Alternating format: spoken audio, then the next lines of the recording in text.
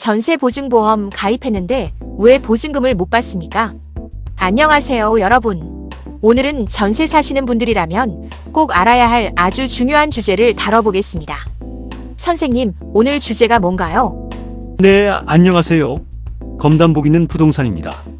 오늘은 전세보증보험 이야기입니다. 요즘 이런 황당한 사례가 실제로 일어나고 있어요. 전세보증보험에 가입했는데도 보증금을 못 돌려받는 경우가 생기고 있거든요. 보험 들었으니 나는 안전하다 이렇게 생각하시는 분들, 오늘 이 영상 꼭 보셔야 합니다. 모르면 정말 큰일 납니다. 선생님, 전세보증보험 가입했는데 보증금을 못 받는 경우가 실제로 있습니까? 믿기가 어려운데요. 있습니다. 실제로요. 제가 현장에서 이런 케이스를 보거든요. 서울의 한 직장인분이 전세 계약 당시 보증보험에 가입했는데 계약 만료 후 집주인이 보증금 반환을 미뤘어요.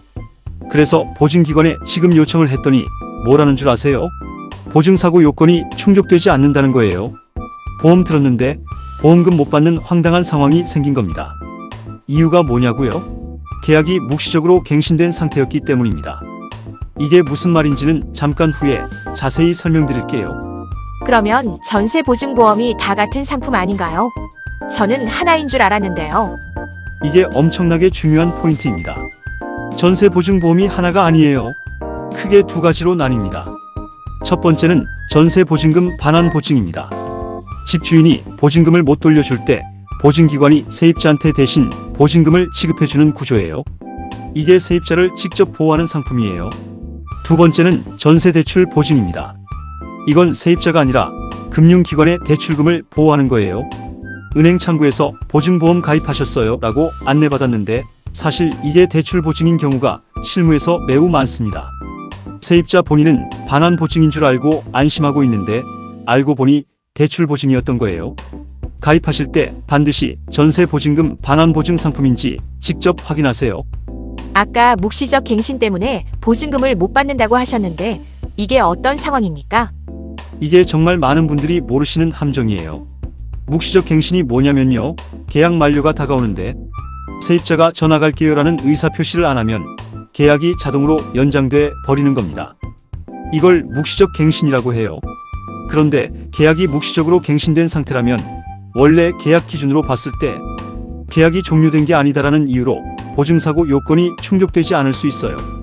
즉, 보험이 작동을 안 하는 겁니다. 해결책은 명확합니다.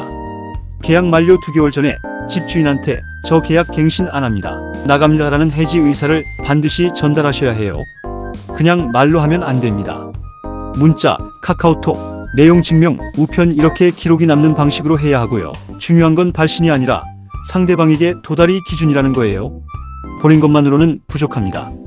전입신고가 대항력이랑 관련이 있다고 들었는데 이게 보증보험이랑 무슨 상관입니까? 굉장히 중요한 연결고리예요. 전세보증보험이 제대로 작동하려면 대항력 유지가 전제 조건입니다. 대항력은 전입신고, 실제 거주 이 두 가지가 동시에 유지돼야 성립해요. 실무에서 가장 자주 보이는 실수가 뭔지 아세요? 일시적 전출입니다. 직장 이동 때문에 잠깐 주민등록을 옮겼다가 그 사이에 집에 대한 권리관계가 변동되면서 보증금을 보호받지 못하게 되는 거예요. 핵심 원칙 딱 하나만 기억하세요. 보증금을 완전히 돌려받기 전에는 전출하지 마세요. 이사를 꼭 먼저 가야 하는 상황이라면 전출 전에 반드시 임차권 등기 명령을 먼저 신청하세요. 이걸 해두면 이사를 가도 대항력이 유지됩니다. 전세보증보험 가입했으면 보증금 전액이 다 보호되는 거 아닙니까? 이것도 큰 오해예요. 보증보험에 가입했다고 해서 보증금 전액이 무조건 다 보호되는 게 아닙니다. 보증 한도는 집의 시세, 담보 인정 비율, 선순위 채권 규모를 따져서 정해져요. 집의 근저당이나 기존 대출이 많이 걸려 있으면 보증 가입은 됐는데 실제 보장받는 금액은 보증금보다 훨씬 적은 경우도 생겨요. 또 하나 더 무서운 경우가 있어요. 전세대출 보증이 결합된 상품인 경우 사고가 나면 보증기관이 금융기관한테 대출금을 먼저 갚아버려요. 그러면 세입자는 보증금도 못 받고 보증기관한테 채무까지 생기는 최악의 상황이 될 수 있습니다. 보험 들었는데 오히려 빚이 생기는 거예요. 수도권 기준으로 전세 보증금이 7억 원을 넘으면 보증 가입 자체가 제한되기도 합니다. 그러면 전세보증보험 지금 어떻게 준비하는 게 맞습니까?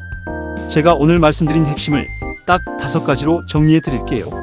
첫째, 가입하는 상품이 전세 보증금 반환 보증인지 직접 확인하세요. 둘째, 계약 만료 2개월 전에 해지 통보를 문자 내용 증명으로 기록 남기세요. 셋째, 보증금 받기 전까지 전입신고와 실거주를 반드시 유지하세요. 넷째, 계약 전에 근저당 선순위 채권이 얼마나 있는지 꼭 확인하세요. 다섯째, 부득이 먼저 이사해야 한다면 임차권 등기 명령 먼저 신청하세요. 전세보증보험은 강력한 안전장치임에 분명합니다.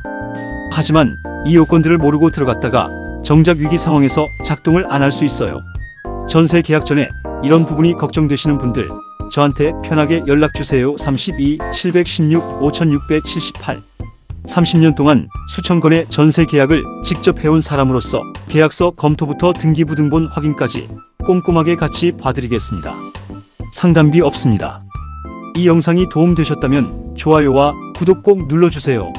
주변에 전세 계약 앞두신 분이 있다면 꼭 공유해주세요. 오늘도 끝까지 시청해주셔서 감사합니다. 선생님, 오늘 정말 중요한 정보 감사드립니다. 시청자 여러분도 다음 영상에서 뵙겠습니다.